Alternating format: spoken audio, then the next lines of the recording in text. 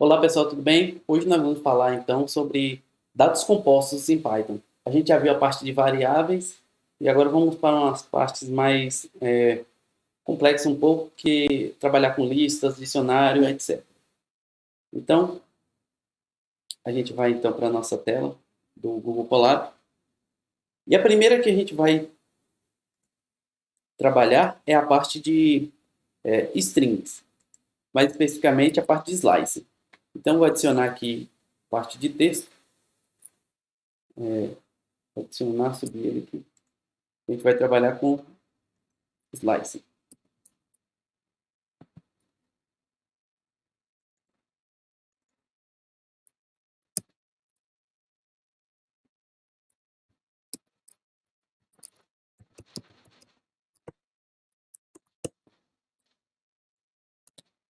Bem, o que seria slicing?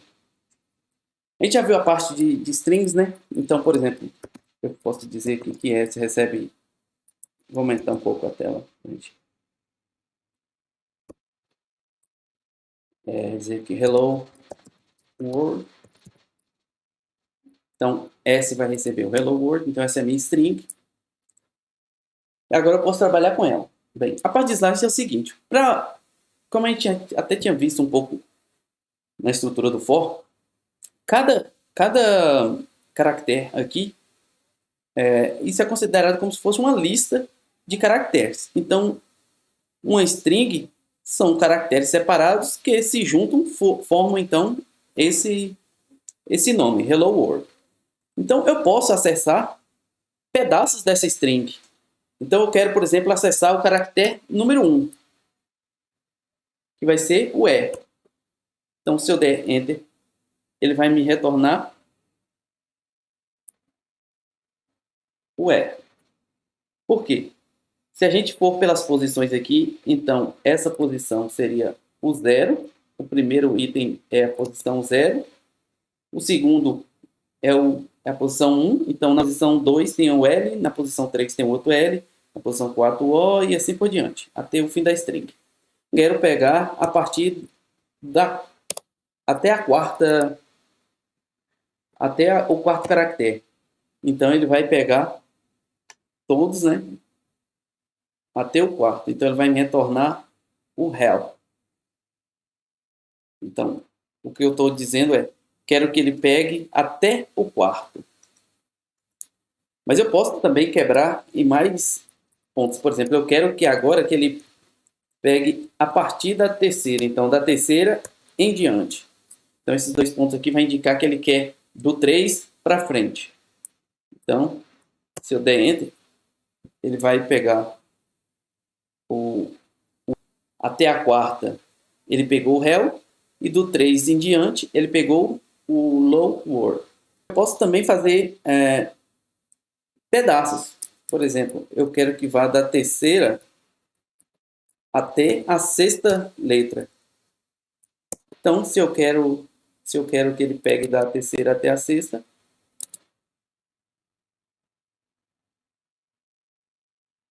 o que ele fez?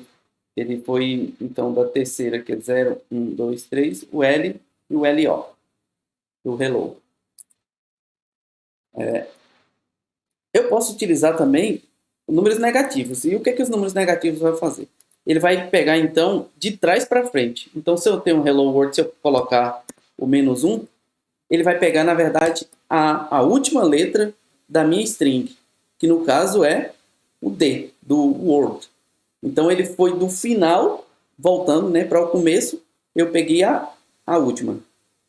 E assim por diante. Então, eu poderia dizer, por exemplo, que eu quero pegar da terceira até, por exemplo, a penúltima, que é menos 2. Então, do fim para do final, voltando, eu quero o segundo caractere, né? O segundo item dessa lista de trás para frente. Então, que seria até o L. Então, ele vai pegar do 3 até o L.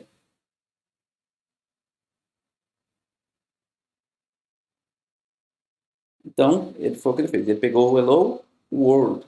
E, como ele foi até a penúltima, que é o L do world, Então ele pegou todos os caracteres até esse word. A parte de slice é muito poderosa e muito útil, principalmente porque você pode transformar um string como uma lista de caracteres. A gente vai ver um pouco mais de lista também mais na frente, mas essas mesmas características servem para listas. A gente pode fazer essa parte de slice. Uma outra coisa que dá para fazer é, por exemplo, eu quero que ele vai saltando de um em um, mas eu quero que ele pegue da primeira, mas que ele faça o seguinte, ele vai pulando de duas em duas letras. Então esses dois pontinhos aqui, ele vai indicar que eu vou dar saltos. Então se eu der Enter, a gente vai ver que ele vai dar saltos no nosso Hello World. Então o que ele fez? Ele pulou o Hello, o H, pegou o E. Pulou o primeiro L, pegou o segundo L. Pulou o O, pegou espaço em branco.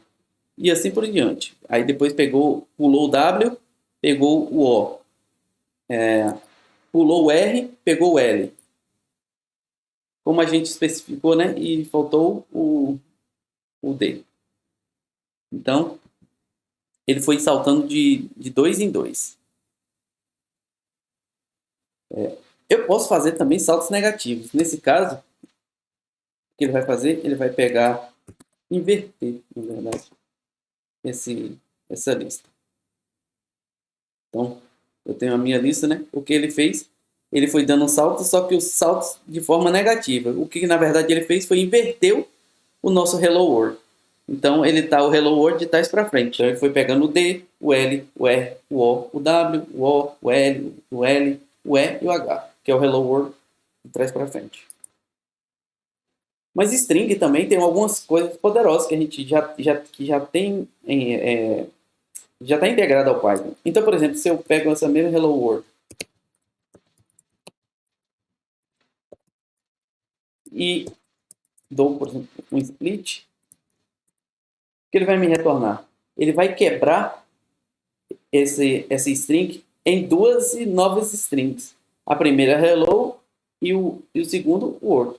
Porque eu mandei ele quebrar, quando eu não passo parâmetro, ele vai procurar por espaços vazios. Então ele vai quebrar a minha string, onde tiver espaço vazio, ele vai separar em palavras diferentes. Mas eu posso especificar caracteres ou qualquer coisa que eu queira aqui, nesse split. Então, por exemplo, imagine que eu tivesse um traço aqui, aí eu quero que ele separe onde tiver traço. Então, eu passo o split. Onde ele encontrar traço, ele vai separar minha string. Que acabou sendo no Hello World, mas observe que antes aqui tem um espaço em branco. Então, ele adicionou o espaço em branco também. Então, ele só quebrou onde ele encontrou o caractere que eu queria quebrar. Então, para isso serve o split. O split também, eu posso fazer alguma coisa desse sentido, por exemplo. Hello and world. Eu quero um split.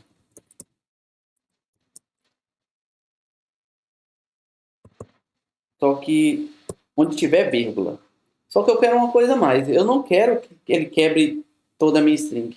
Eu só quero que ele quebre no máximo uma vez. Então, o que ele vai fazer aqui? Split, max split. O que ele vai fazer? Ele vai quebrar minha string, mas ele só vai quebrar na primeira vírgula que ele encontrar. Então, nesse caso aqui, ele encontrou o hello, achou uma vírgula. Então, ele quebrou a minha string em hello e o resto todo, mesmo que tenha outra vírgula na minha string, mas ele ignora. Então, porque eu disse que ele quebrasse no máximo em uma. Então, quando ele encontrasse a primeira vírgula, todas as outras vírgulas fossem ignoradas. Então, ele quebrou em hello and world. Então, posso fazer diversos tipos de quebra com essa função. Se eu tenho a quebra, eu tenho também o join. Se eu for juntar novamente essa string, por exemplo, eu quero juntar por espaço em branco. Então, eu quero dar um join Aí eu passo, então, uma lista de strings, que no caso é, por exemplo, hello e world. Bem, se eu quero juntar, o que eu estou falando? Eu passei uma lista de strings, que é uma coleção de strings, e eu mandei ele juntar com espaço em branco. Eu poderia colocar aqui, não espaço em branco, colocar traço. E ele ia juntar com traços. Todas essas strings. Então eu posso fazer o join, né, de diversas formas. Uma outra característica também que a gente pode utilizar em Python é a lista, que é um tipo estruturado. É bem parecido com o que a gente fez com strings. No entanto, lista é uma coleção de algumas coisas. Eu posso ter uma lista e ela é representada por esses colchetes. Então, por exemplo, eu posso ter uma lista aqui com 1, 2, 3, 4. Posso colocar qualquer coisa dentro e misturar, inclusive. Posso colocar aqui hello. Então, uma lista pode conter diversas coisas. É uma coleção. Inclusive, eu posso até ter um tipo mais complexo ainda, que é lista de listas e assim por diante. Então, hello world. Eu posso ter também, então, aqui dentro, inclusive, uma outra lista com o número, com o que eu quiser. Então, lista, ele é bastante poderosa em Python. Então, a característica de uma lista é uma coleção de coisas. Não importa o que seja essas coisas. E ela é caracterizada por esse colchete. Então, eu posso declarar uma variável, por exemplo, vou dizer que essa L vai ser do tipo lista. Então, list. Eu posso fazer assim ou posso fazer assim também. Isso aqui eu declaro que é uma lista. Nesse caso, uma lista vazia, sem elementos. Apenas estou declarando a variável, que vai ser do tipo lista. Para eu adicionar itens nessa lista, eu posso tanto adicionar diretamente na atribuição aqui. Então, por exemplo, se eu tivesse, eu poderia já inserir uma lista, né? Ele já iria iniciar com 1, 2, 3, 4, por exemplo. Eu coloco aqui, L. A gente vê. Olha lá. Ele já iniciou com o valor, por default. Ou, se eu declaro a lista vazia, mas eu quero adicionar elementos, então eu adiciono colocando essa append, que é adicionando a minha lista. Então eu quero, por exemplo, adicionar o 4. Pronto, ele adicionou o 4. Posso adicionar mais um, por exemplo, o 5. Adicionei mais um elemento nessa lista. Se a gente olhar agora, pronto, a lista agora está com 5 elementos. Eu posso também fazer algumas coisas. Por exemplo, eu vou declarar a minha lista aqui. Declarei essa minha lista, ele está com 5 elementos, 1, 2, 3, 4, 5. Mas eu posso querer, por exemplo, inserir em um determinado local, não necessariamente no fim, como ele está fazendo, sempre adicionando no fim quando eu dou o append. Eu posso querer dizer que eu quero inserir, fazer um l.insert. Qual a posição? Eu quero na posição 3, eu vou adicionar o número 6. Aqui eu estou especificando, então, que eu estou inserindo na minha lista, eu vou até colocar em...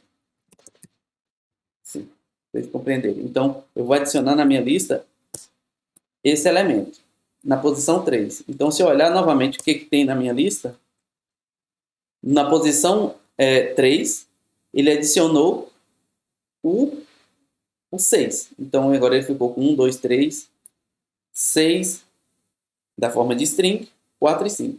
Então, lista aqui, diferente de outras linguagens, por exemplo, se a gente declarasse que seria um vetor de inteiros, eu não poderia adicionar, por exemplo, string. Nesse caso de Python, ele é livre. Então, você tem um vetor de objetos. Não importa qual é o tipo desse objeto. Eu poderia também deletar esse elemento. Então, para eu deletar um elemento em uma posição, eu vou passar então para a lista qual é esse elemento que eu quero deletar. Vou deletar novamente o elemento da posição 3. O que eu acabei de ver. Então, se eu falar del o elemento da posição que eu passei, ele deletou o 6 que eu acabei de inserir. Eu posso fazer também o pop, que ele vai pegar, nesse caso, ele vai pegar aqui, então, ele retira da minha lista o elemento. É como se ele removesse e devolve esse elemento. Então, às vezes, principalmente quando a gente está trabalhando com algumas estruturas de dados que a gente viu em algoritmos de estrutura de dados 1 e que a gente vai rever também aqui em estrutura de dados 2, eu tenho, por exemplo, uma lista encadeada, né? 1, 2, 3, 4, 5. Eu quero remover o último elemento dessa lista. Então, eu faço um pop. E aí ele pega, então, esse último elemento e remove do meu array. Ou, que nesse caso aqui não se chama array, né? É lista. Eu posso querer também inserir em uma determinada posição, substituir um elemento desse. Então, por exemplo, eu quero que na minha lista aqui, na posição 2, eu vou alterar para 5. Então, eu estou dizendo que da minha lista 1, 2, 3, 4, na posição 2, vai ser substituído pelo valor 5. Se a gente for observar aqui, pronto. 1, 2, 5, 4. Foi alterado.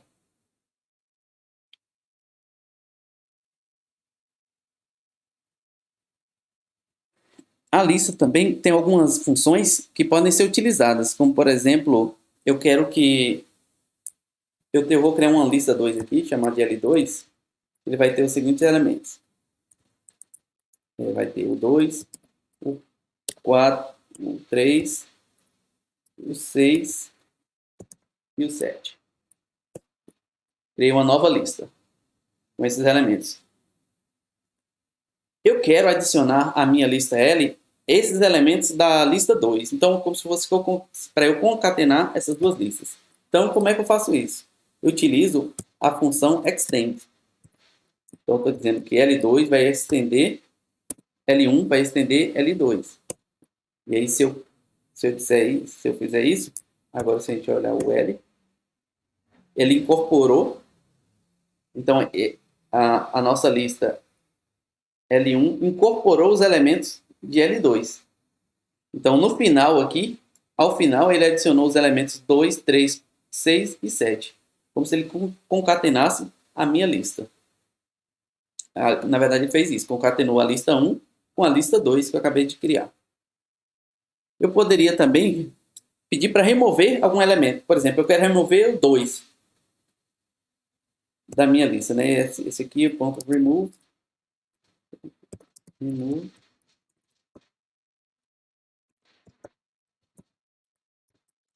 Eu sei que existe o elemento 2.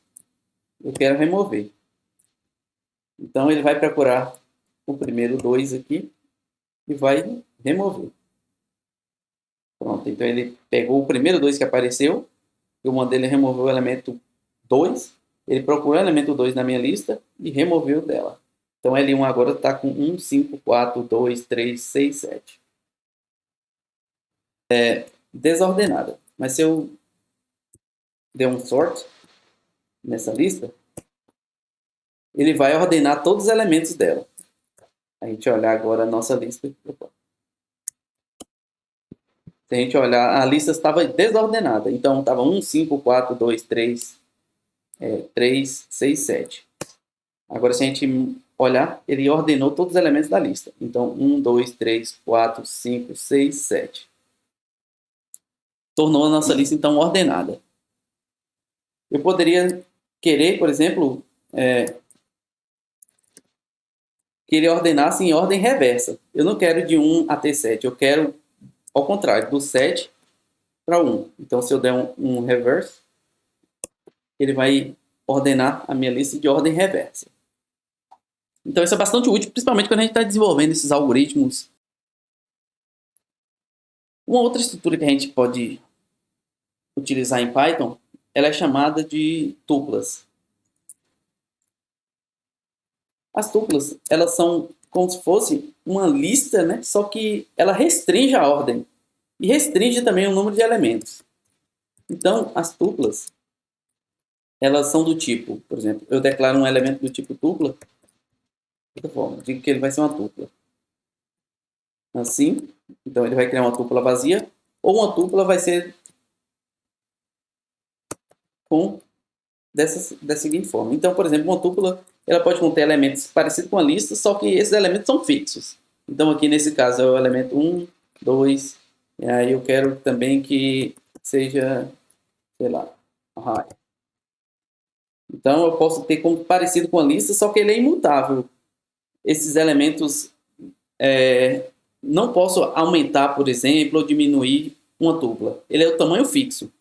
Então, se eu crio uma tupla com 3 posições, ele vai ser essas 3 posições, ainda que uma posição não tenha nada, por exemplo. Posso dizer que isso serve quando a gente está simulando, por exemplo, algumas estruturas, como por exemplo um banco, né? Por exemplo, aqui eu quero ter uma tupla J, em que eu sei que nessa posição 20, João,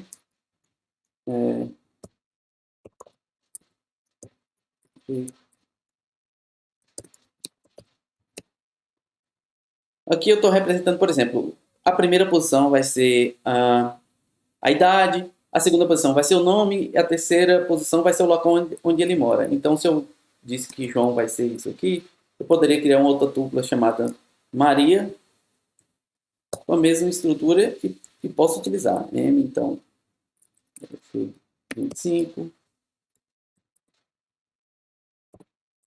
Maria, GQ. Criei essas duas tuplas e eu posso acessar.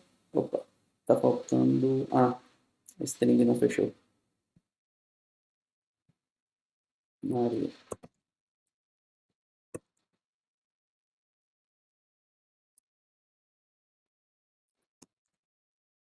Então, se eu digitar o M aqui, ele me devolve a tupla. Então, eu posso acessar esses elementos da minha tupla. Por exemplo, eu quero a posição 1. Vai ser o quê? O nome Maria. Se eu acessar a posição 2, vai ser o GQE. Então, ele é parecido com a lista. No entanto, as posições são fixas. Eu não posso adicionar mais um elemento aqui ou como na lista. Então, o tamanho dele é fixo. Eu criei com 3 posições, ele vai ser 3 posições. O interessante também de Python é que a gente tem umas atribuições um pouco mais poderosas do que em outras linguagens. A gente vê em outras linguagens. Então, o que seria isso? Por exemplo, eu vou declarar aqui duas variáveis. Posso declarar aqui em conjunto, né? X e Y recebe array e main, por exemplo. Então, eu estou declarando que o high e o main, então x vai receber high e y vai receber main. A gente pode observar aqui. X recebeu o high e o y vai receber o main. Eu posso querer, por exemplo, que imagine que eu quero trocar. Agora eu quero que o x receba o main e o y receba o high. Como é que eu faria em outras linguagens? Então eu teria que criar uma variável auxiliar, né? Uma temp, que ia receber o valor de x, depois o valor de x ia receber y, e depois y receber temp. É assim que a gente aprendeu, por exemplo, em C++ e em outras linguagens. No entanto, em Python a gente já pode fazer isso diretamente, não precisa dessa variável auxiliar. Se eu quero fazer isso, eu estou dizendo que x vai receber xy, vai receber yx. Então, se o x está sendo high, x está sendo high e o y main. Se eu faço isso aqui, ele inverte. Então, agora o x vai ser main.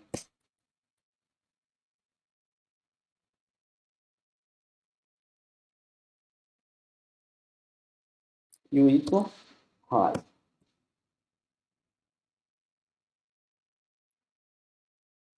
Poderia ver.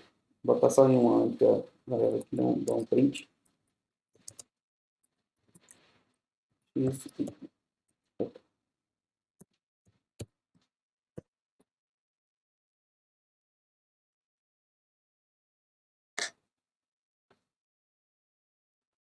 Uma outra estrutura de dados bastante utilizada em Python e muito poderosa também são os dicionários. Então, dicionários.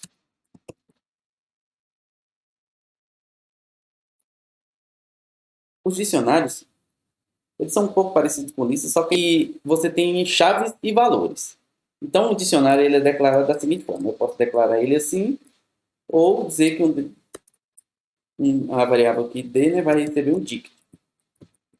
Posso declarar uma variável dicionária dessa mesma forma.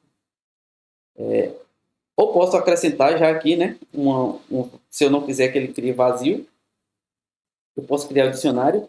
E aí, como funciona? Então, eu tenho que ter uma chave. Por exemplo, eu vou chamar aqui idade, 2 pontos, 25. Então, eu tenho uma chave, que vai ser idade, 25. Nome,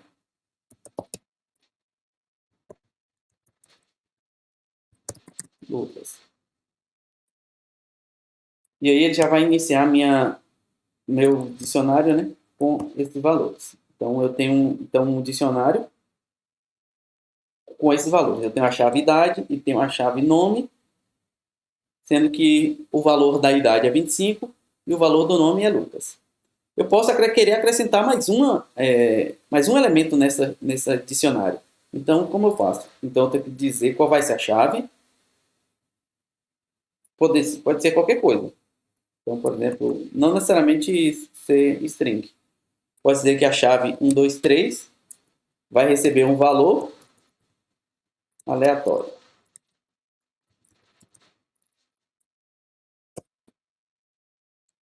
Se eu olhar aqui, então, o meu dicionário, agora ele acrescentou, aumentou.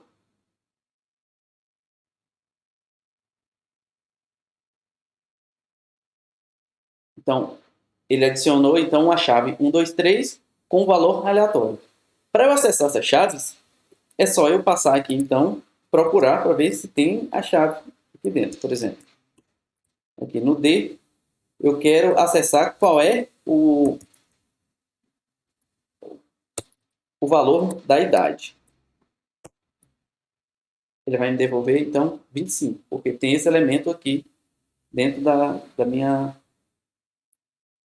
meu dicionário. Se eu quiser, por exemplo, qual é o valor, então, do 123, ele vai pegar aleatório. Então, o dicionário é isso. Você tem a chave que você quer guardar algum valor. Nesse caso, 123 está guardando o valor aleatório, a chave idade está guardando o valor 25 e a chave nome está guardando o valor Lucas. E eu posso ter infinitas chaves e infinitos valores, e até a memória suportar. Mas se eu quiser, por exemplo, saber qual é o tamanho desse dicionário, então eu posso utilizar o len, que vai me dar, então, o tamanho desse dicionário. Né? Ele está dizendo que o meu dicionário tem 3 posições. Ele está me dizendo que o meu dicionário tem 3 posições. Se eu quiser saber, então, se dentro do meu dicionário tem algum elemento, na verdade tem uma chave, uma determinada chave, por exemplo, eu quero saber se nome faz parte do meu dicionário. Então, eu pergunto, nome, existe nome nesse dicionário? Sim, porque existe a chave nome. Mas, por exemplo, se eu pesquisasse endereço,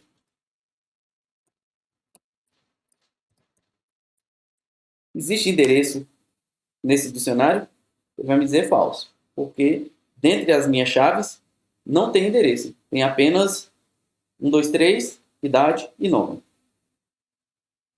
Eu posso querer saber quais são essas chaves, então. Quais são as chaves que eu tenho? Então, se eu colocar d.keys, ele vai me devolver as chaves.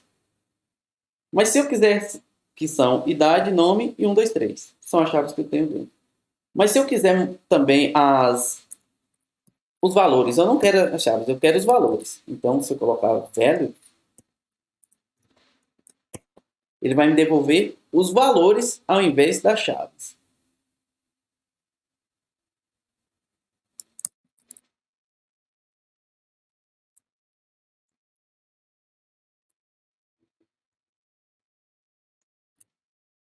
Eu posso também querer os dois ao mesmo tempo.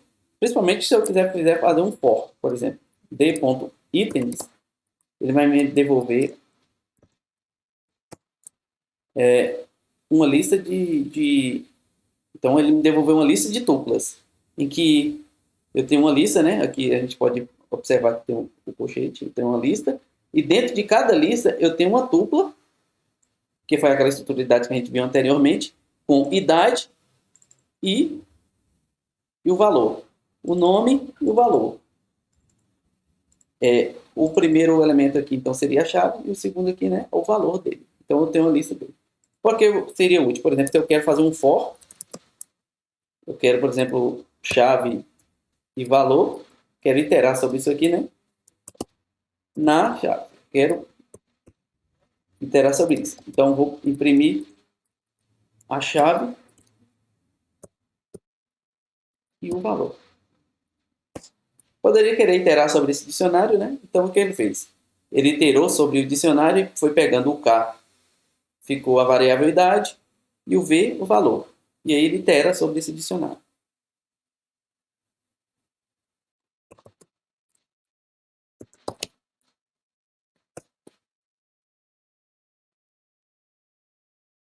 Nesse d.get, eu estou querendo especificar. Eu quero, por exemplo, que ele me devolva o nome. Nesse caso, né, eu passei um d.get, nome. Eu quero que ele me devolva o valor cuja chave é nome. Mas eu poderia querer, por exemplo, se ele não encontrasse nome, igual a gente fez com o endereço, ele vai me devolver o endereço, por exemplo, que não existe no meu dicionário. Ele vai me devolver... não me devolve nada, né? Porque não existe. Mas eu queria, por exemplo, criar um valor default. Então, por exemplo, se eu procurasse nome, endereço e não existe, então ele vai me devolver alguma coisa. Nesse caso, eu vou botar uma string aqui chamada não existe. Então, o que esse get faz? Ele observa, procura a chave com esse determinado valor. Como ele não achou a chave com valor endereço, ele me devolveu, então, o não existe. Se eu colocasse aqui o nome, ele ia me devolver o valor do nome. Então, por exemplo, nome existe dentro do meu dicionário. Como ele achou, ele vai me devolver Lucas. Então, esse método get serve para isso. Eu posso querer também remover um elemento. Por exemplo, K-pop. Um elemento...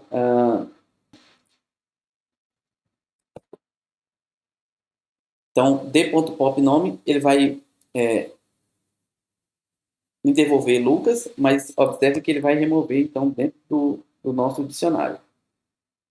Quando a gente faz o pop, ele, na verdade, remove o elemento. Ele retorna o elemento, é como se ele tirasse o elemento de dentro, devolvesse para você e a gente não encontra. Eu posso criar também um pop da mesma forma que o anterior. Se ele não encontrar um elemento, ele me devolve aqui, no, sei lá, 0. Vai ser o elemento default. Então, se a gente der um pop novamente aqui, ele não vai achar o pop.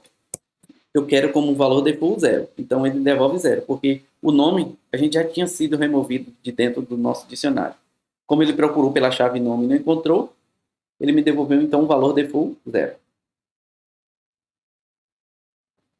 Essa parte de dicionários ela é bastante poderosa aqui em Python. A gente pode utilizar outra estrutura que é bastante útil também, que são os sets.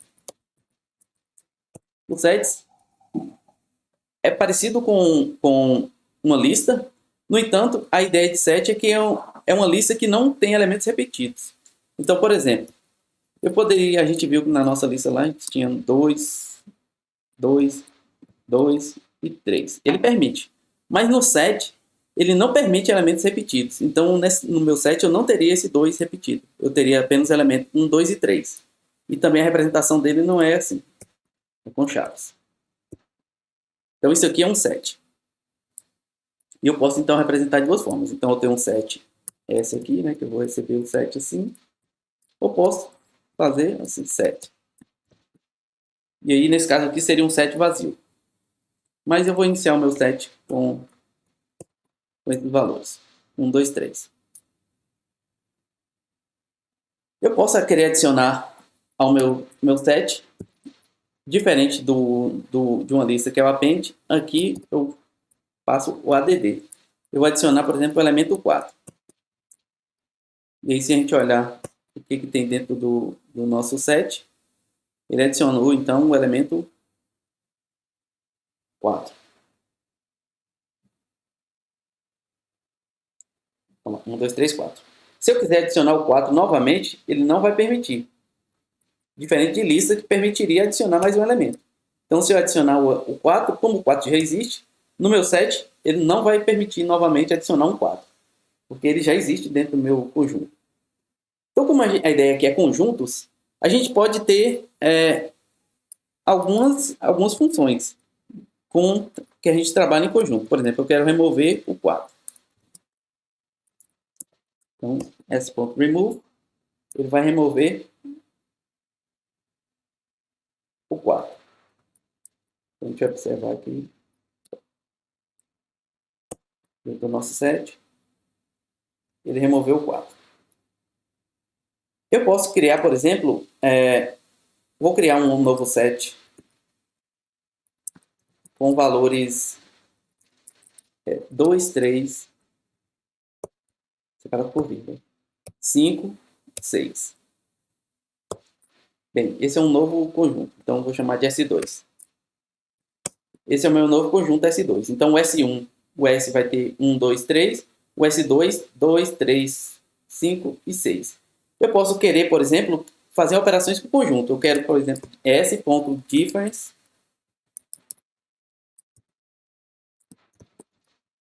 com S2. Ele vai pegar, então, o S1 menos o S2. O que ele fez? Ele pegou o conjunto S1 e removeu todos os elementos que têm interseção com o S2. Quais são eles? O 2 e o 3. Então, é como se ele tivesse pegado o conjunto S menos o conjunto S2, que é somente o elemento 1. Então, ele me devolveu um conjunto com um único elemento, que é o 1. Eu posso fazer, por exemplo, também outras operações, como, por exemplo, union. Então, vou juntar union com S2. Então, S unido com S2, ele juntou os dois conjuntos. Como no S1 já existiu o 2 e o 3, ele não repete. Então, ele ficou 1, 2, 3, 5 e 6. Juntou os dois elementos. Da mesma forma, poderia querer a interseção.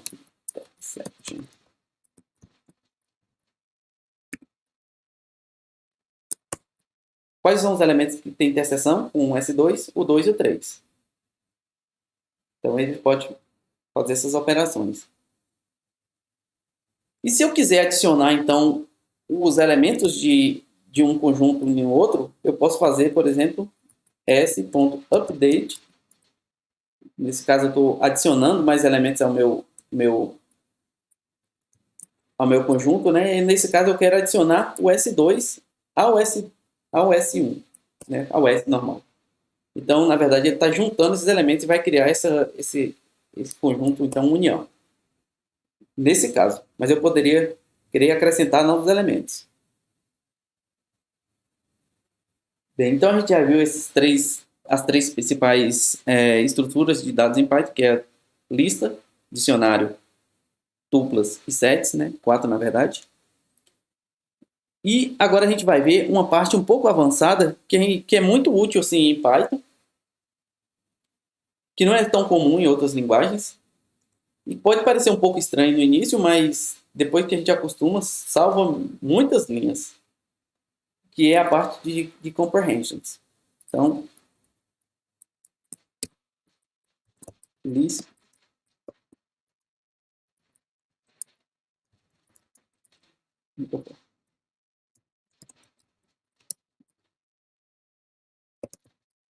comprehensions.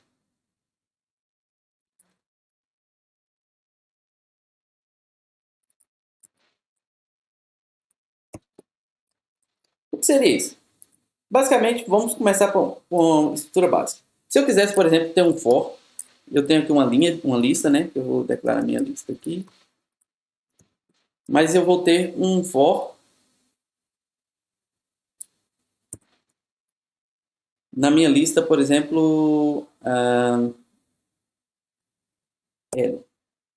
aquela primeira lista que a gente... Bora olhar então o que tem dentro de L primeiro. Só um momento. Vou adicionar um código aqui. Deixa eu ver o que tem dentro de L.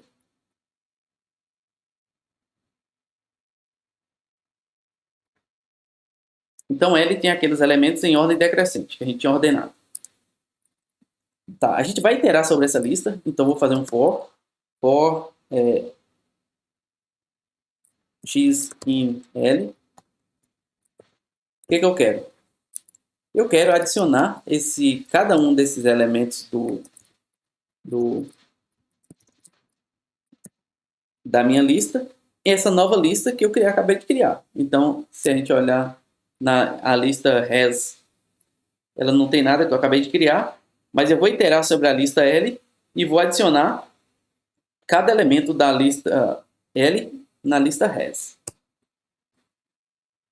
Então, agora ele fez, se a gente olhar a lista has, ele está com os mesmos elementos da lista L. Mas eu poderia fazer isso de uma maneira sucinta em uma única linha. Como poderia ser feito isso? Então, por exemplo, eu vou pegar o mesmo has e vou fazer uma atribuição. Eu quero uma lista, mas que lista vai ser essa? Eu vou atribuir essa lista. Então, eu vou atribuir o elemento x para cada elemento x na lista L, ele vai atribuir, então, ao has. Então, o que ele está fazendo? Ele está fazendo o mesmo for para cada x na lista L, eu vou fazer alguma coisa com esse x. Nesse caso, o que a gente está fazendo é apenas adicionando o x a essa lista has. Se eu fizer isso, é a mesma coisa desse algoritmo aqui acima. Então, em uma única linha, eu fiz a mesma coisa que é feita em 3 linhas. Eu posso ter uma coisa mais complicada. Por exemplo, eu posso ter...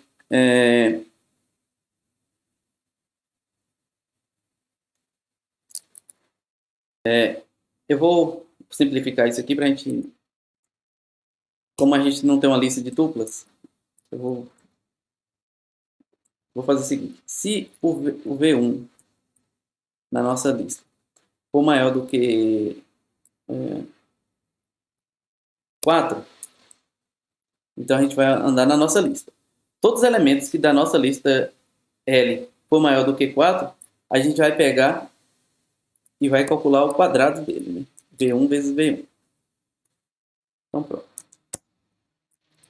Então, na minha lista res agora, se a gente observar, só vai ter os elementos cujo valor é maior que 4 e mesmo assim ao quadrado. Então, ele elevou ao quadrado o 7. 7 vezes 7, 49. 6 vezes 6, 36. 5 vezes 5, 25. Tá ok. Mas eu poderia, como eu falei, fazer isso em uma única linha. Como é que eu faria isso? Esse mesmo conjunto aqui. Então, eu teria uma lista em que eu vou querer... O que eu vou querer com cada elemento dessa lista? Então, o V1 eu vou multiplicar por ele mesmo, que vai ser o quadrado. Então, para cada elemento V1 na minha lista L, eu vou fazer isso. Mas não é todos os elementos. Eu quero elementos se o V1 for maior que 4. Então, a gente observa que é esse mesmo algoritmo de cima em apenas uma única linha. Então, o que ele está fazendo novamente? Ele vai multiplicar os dois valores para cada elemento do V1 na lista L. Eu vou fazer essa multiplicação somente se o valor de V1 for maior do que o valor de V4. E se a gente fizer isso, Se olhar, vai ficar o mesmo resultado. Eu tenho então o mesmo resultado em única linha de uma complicação que poderia ter aqui em 3, 4 linhas ou até mais do meu algoritmo. Eu posso fazer isso em apenas uma única linha. Eu posso ter essa mesma coisa para dicionário. O dicionário funciona da forma como eu fiz. Então, por exemplo, nosso dicionário D, ele vai ter esses elementos, né? Aleatoriedade. Então, o que eu vou fazer? For, vou chamar de B,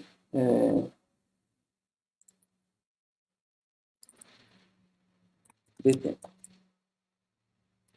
Vou chamar de dtempo, criar um novo dicionário. Então, for KV. Então, chave valor no meu dicionário ponto itens. Então, eu vou iterar sobre o meu dicionário. E o que ele vai fazer? Então, dtemp na posição chave vai receber o valor V. Se eu fizer isso, vamos olhar para dtemp.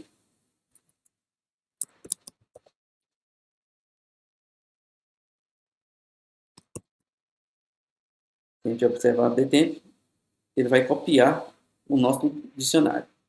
Eu poderia fazer isso de uma mesma linha. Então, dtemp aqui, só para visualizar, não vou atribuir a dtemp. Então, vou fazer um dicionário que vai receber. Veja que muda. Antes a gente estava utilizando os colchetes, porque a gente queria a lista. Mas nesse caso que a gente está trabalhando com o dicionário, eu vou utilizar isso daqui. Mas eu posso fazer as mesmas operações. Então, aqui nesse caso, para cada chave, eu vou atribuir o valor, pegar o valor na minha chave valor do dicionário.itens. Então, ele vai iterar e vai criar nova lista. Então, ele vai iterar cada elemento e vai fazer a mesma operação. Win.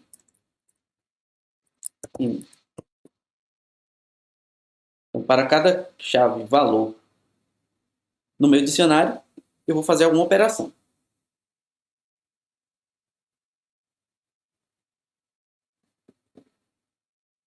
E para finalizar, a gente vai ter então agora algumas funções, né, chamadas built-in. Por exemplo, na minha lista L, eu vou mostrar aqui novamente, a gente tinha esses valores. Eu poderia querer saber qual é o tamanho então dessa lista. Então eu tenho, para eu saber o tamanho de uma lista ou de um elemento qualquer, a gente até utilizou ele. Eu faço len. Len, ele vai me dar o tamanho então dessa lista. Ela está me dizendo que tem 7 elementos. Eu posso iterar sobre querer, por exemplo, saber qual é a soma desses elementos de L. Então, se eu fizer sum, ele vai somar todos esses elementos do meu array. Nesse caso, se o array for numérico. Então, a soma de todos os elementos do meu array foi 28. Eu quero, por exemplo, o máximo. Qual é o maior valor do meu array? Máximo é 7, né? A gente vai observar. E posso ter também o mínimo. Vou adiantando aqui. Então, o valor max vai ser 7 e o min do nosso array vai ser 1. E outras funções a gente já fez, que foi o reverse sorting, né? Se eu quiser, ele estava em ordem crescente, então se eu quiser em ordem crescente agora, posso ordenar a minha lista. Então ele estava em decrescente, ordenou. E o reverse, ele vai fazer o contrário, né? Vai ordenar de maneira decrescente. Mas como já está em maneira decrescente, a gente não precisa mostrar.